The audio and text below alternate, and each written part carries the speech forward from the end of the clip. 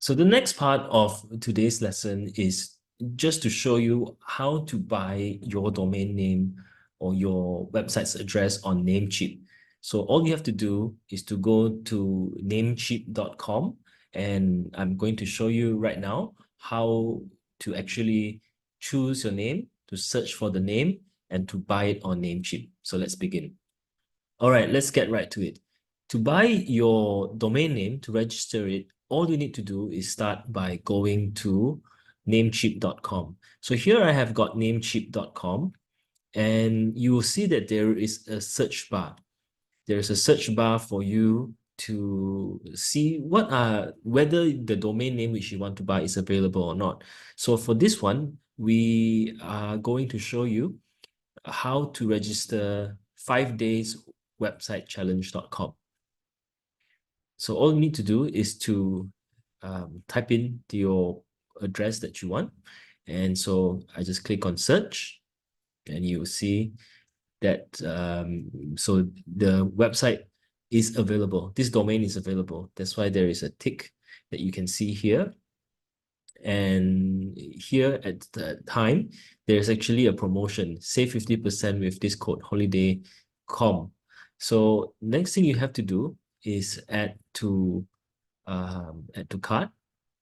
So here I'm just showing that this is the website address, adding it to cart.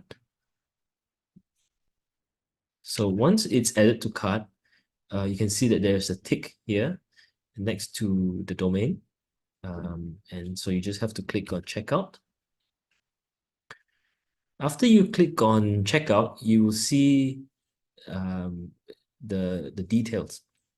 You see the details, and here just check that the domain that you are registering is correct. So here is 5dayswebsitechallenge.com. Domain privacy, 1-year subscription. Just click on enable and let it auto renew. You see here as well that for the domain registration, it's also set to auto renew, so that when your 1 year expires, you will not lose your domain. There will be some time for you to make sure that the credit card details are correct when you auto renew it.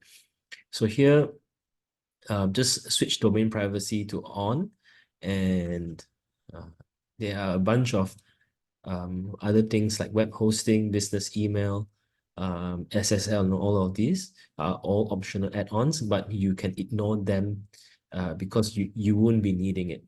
Now, the next thing is to remember to put in your promo code. So if you are registering for the first time, I think there is a first-time newcomer code. So just make sure that you remember to put in a promo code so that you can get a discount off the purchase. So in this case, I'm putting in holiday.com, and you can see that immediately I've gotten 50% off the price. Next thing I need to do is just to confirm the order. Once you confirm the order, just be aware that there is this section here where you can choose your whois details. So this is a mandatory requirement for ICANN. When you register a domain to prevent fraud and all of that, you have to include the whois contact details. But these are, so just make sure that you've gotten the right details and contact. So if you are a business, it's good to have your business address instead of your personal address. Now, just make sure that the order details are correct. Everything is switched on, free domain privacy. So your top subtotal is 716 for this case. Now just click on pay now.